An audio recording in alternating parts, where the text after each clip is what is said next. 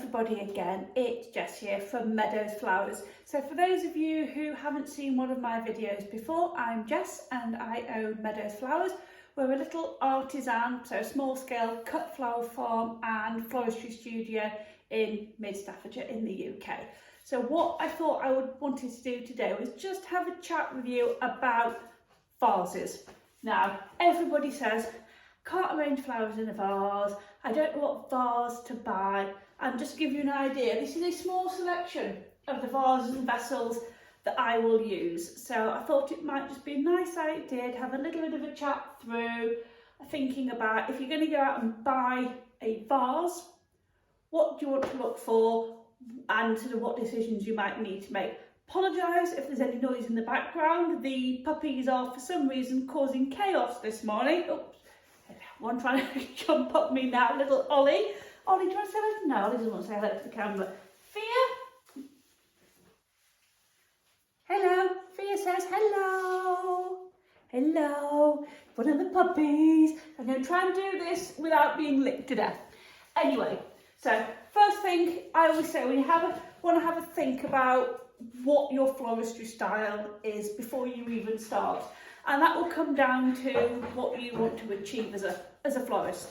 So my style tends to be fairly loose, fairly airy, fairly rustic really. So I tend to gravitate to the slightly more vintage style vessels. So really useful size container, this one.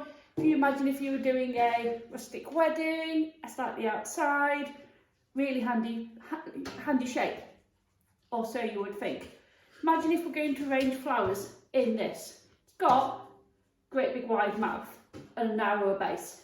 So when we try and put flowers in here, they're going to want to spill out to the outside.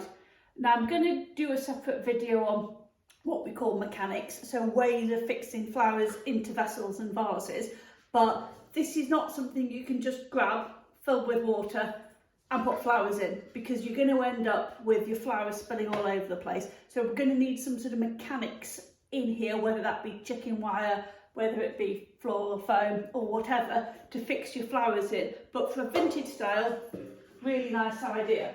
To make life easier, you might want to choose something with a little bit of a narrower neck. So the classic one everybody thinks of for weddings is your milk churn. So I've got no mechanics in this. I know it's just got some sticks in it, but they won't hold themselves in the right way. As a general rule, if you're inexperienced at arranging flowers, always try and choose something with a narrower neck. The narrower the neck, the more the flowers will be held at a pinch point and the more they'll want to give you that proper flower arrangement shape. But something like this, really nice vase, or so you would think. I bought 3 of these a couple of years ago. I went, oh, they're going to be amazing. Look, they're metal, they'll be fabulous. Put water in them. It immediately came out of the bottom. So never trust that a vessel is going to be watertight. So you need to start getting a bit clever. So this ideally fits 2-litre pop bottle in the middle. Cut the rim off, pop it in, and you've got a vessel within your vessel. All tricks of the trade, all tricks of the trade. Now, if we stick with a vintage theme, this has to be one of my favourite vessels. Can't quite call it a vase, but I love this. It's a real trendy shape at the moment, that compote shape, so a footed vase shape.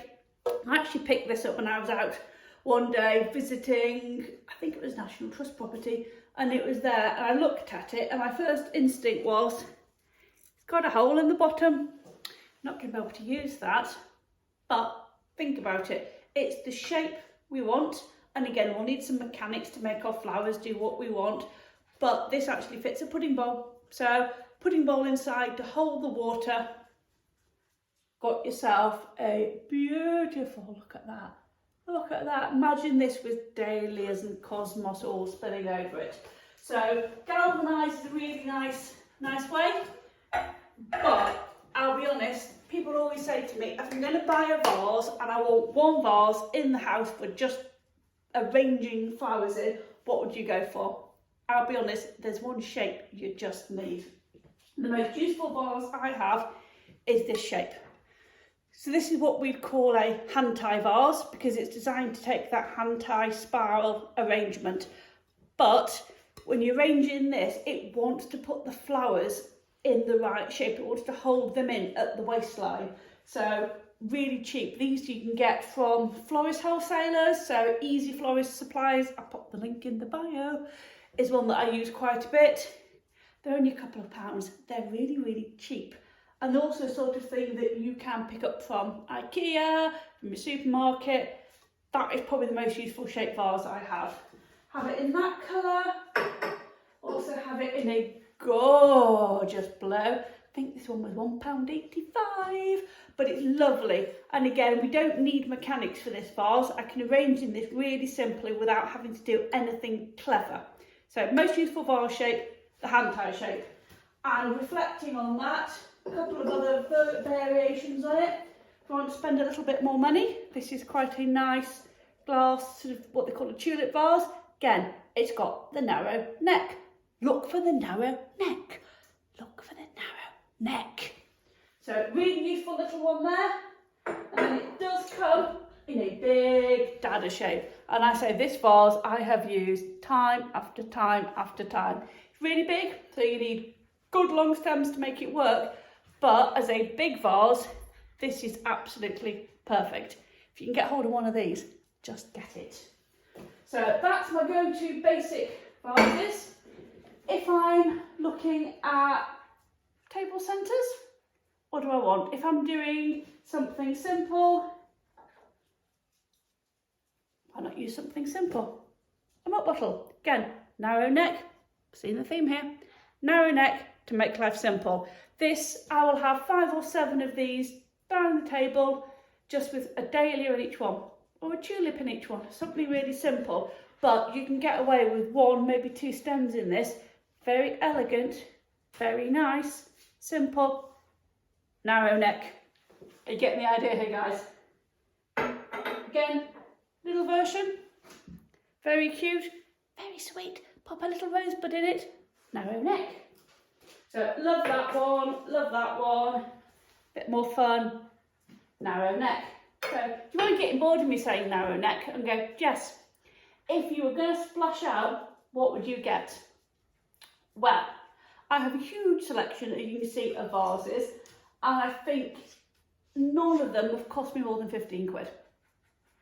And that is some of these really nice ones. So this is possibly my favourite vase ever. I love it. Look at the colour on that. But I have to use some mechanics to arrange in it because it's got a really wide neck. There's nowhere for the stems to fan out. Love this vase. Cost me 10 quid. But it's my little chap. It's my favourite vase of all time. Love that one. Another one that I get loads of use out of is this proper urn vase. Online stores, antique centres, I think it was about 15 quid. But this, imagine this in spring, tulips, really strong colours. Top tip, if you want to be using mechanics or you want to be using strong colours, go for a dark vase. If you've got a coloured vase, it will hide your mechanics. A lot easier to fake it till you make it. If you've got the lovely clear vase like the big boy here that we just shown you, you're going to see anything that you do inside it. So you've got to be a bit more clever and put a bit more thought into it. This vase I use all the time. I do use some mechanics in it, but it gives you a very nice arrangement. Like that one a lot.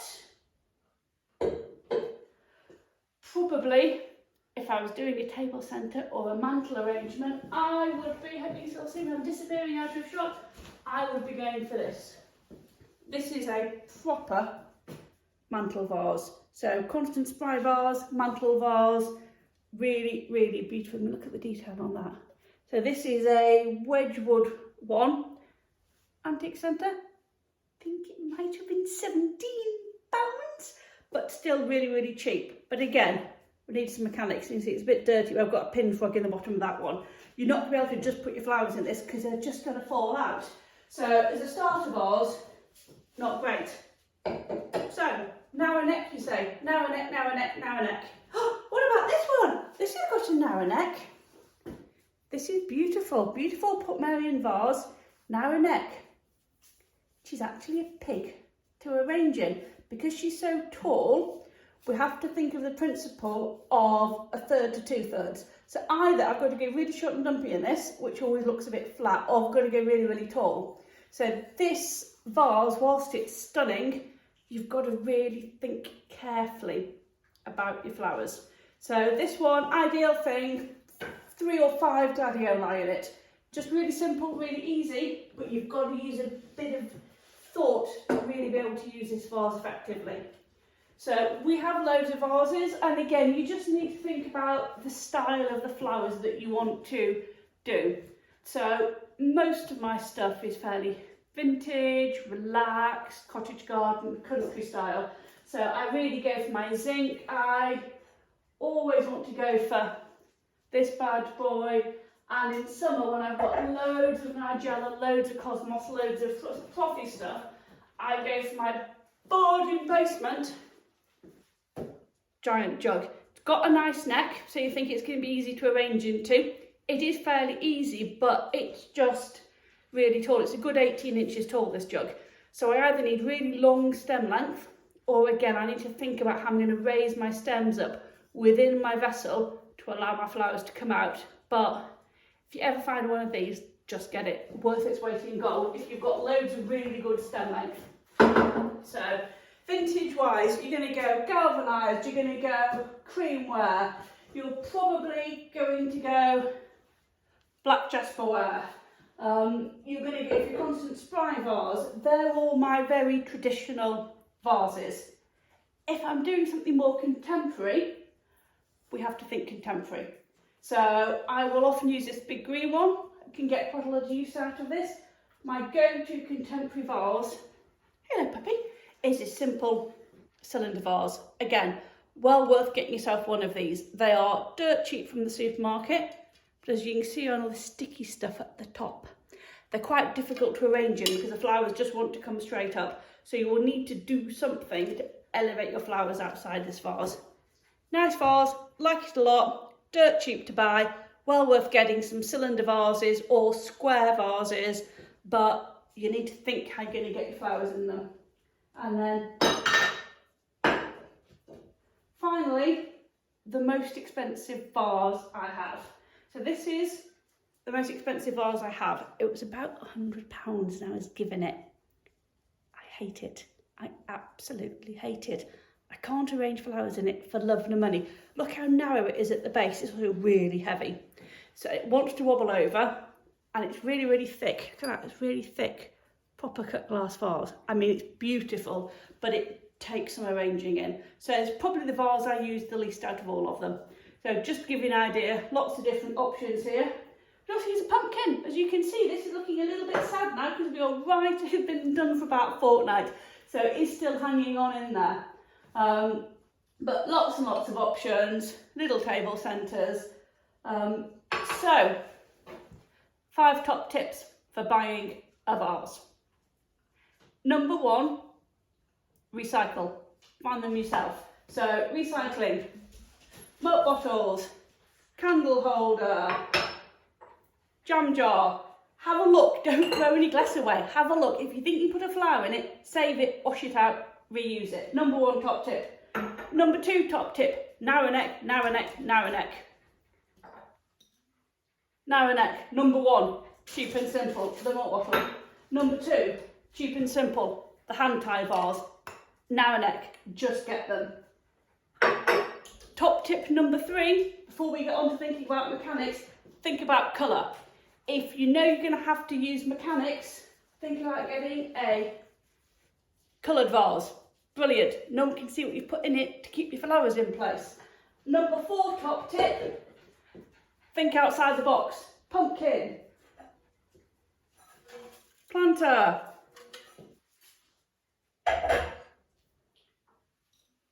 milk bottle. Think about what else you might have that we can put flowers in. And number 5 top tip, think about your style. What do you like flower wise? Vintage, this side of the table. Modern, that side of the table. So they're my 5 top tips for vases, guys. have a little think about those. Pop me a comment in and let me know what you think. I'm going to do my next video, I think, on mechanics, how we're going to work with these vase shapes to get our flowers in place and arrange them. As always, I'm Jess from Meadows Flowers. If you like what I'm doing, please hit the like button, subscribe to my channel. If you don't like what you're seeing, drop me a line, let me know and I'll have a think about it. But as always, been great to chat to you. I'm Jess from Meadows Flowers and I will catch you soon. Have a good day.